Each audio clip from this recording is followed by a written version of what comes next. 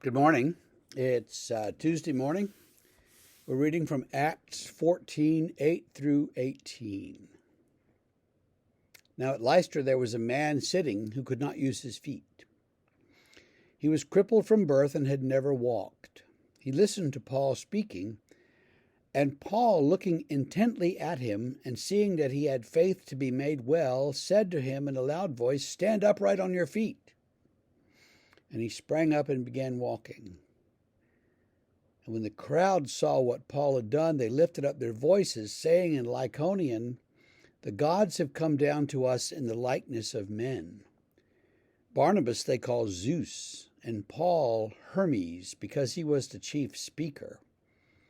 And the priest of Zeus, whose temple was at the entrance to the city, brought oxen and garlands to the gates and wanted to offer sacrifice with the crowds. But when the apostles Barnabas and Paul heard of it, they tore their garments and rushed out into the crowd, crying, "Men, why are you doing these things? We are also men of like nature with you. And we bring you good news, that you should turn from these vain things to a living God, who made the heaven and the earth and the sea and all that is in them. In past generations he allowed all the nations to walk in their own ways. Yet he did not leave himself without witness, for he did good by giving you rains from heaven and fruitful seasons, satisfying your hearts with food and gladness." And even with these words, they scarcely restrained the people from offering sacrifice to them. So Paul and Barnabas heal a man lame from birth. It's always interesting in these healings. This guy's never walked. His feet weren't right. His ankles, I don't know what's wrong with his feet, but he couldn't stand on them. So he's never had the experience of walking. And Paul says, "Stand up and walk," and he stands up and he can walk. Now, little children are born all the time with perfectly good feet, and it still takes them several months to get the walking thing down. They have to get strong enough to stand up, and they have to learn to... Walking is basically falling and catching yourself on each foot.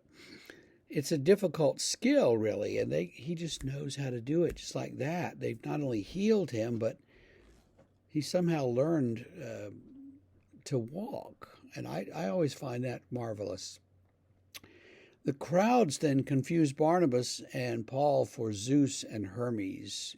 Jupiter and Mercury have come down to our city, and the priest wants to offer a bull and sacrifices, and Paul and Barnabas say, "Hey, whoa, we're just like you, we're just people.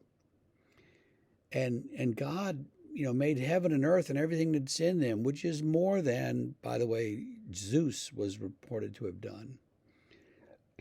"And you should turn to this God." And he leaves witness for himself by what? The prophets and the Jews? No. By giving you rains from heaven and fruitful seasons, satisfying your hearts with food and gladness. So God has given them these ordinary blessings that they enjoy and that they need to live. And God gives them this on a regular basis, and that's the signature, as it were, of the living God, the Lord God. We might stretch that a bit and say, well, he's talking about what Reformed theologians refer to as common grace. That everybody enjoys, decent weather and good crops and that kind of thing, and we all do, and so we're all able to live and function in our society in relative harmony, and that's the sort of thing that Paul's getting at, that God has been with you all this time, giving you food and making you glad. And so you should worship him and not these other gods that you fancy are real. And so that is what Paul and Barnabas say to the men and women of Lystra.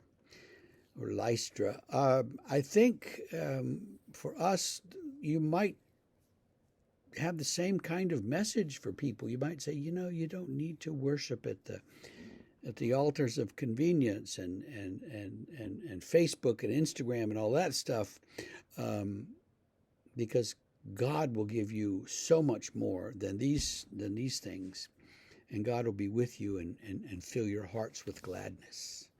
And I hope that God does fill your heart with gladness today and in the days to come. Have a great day, and we will see you tomorrow morning.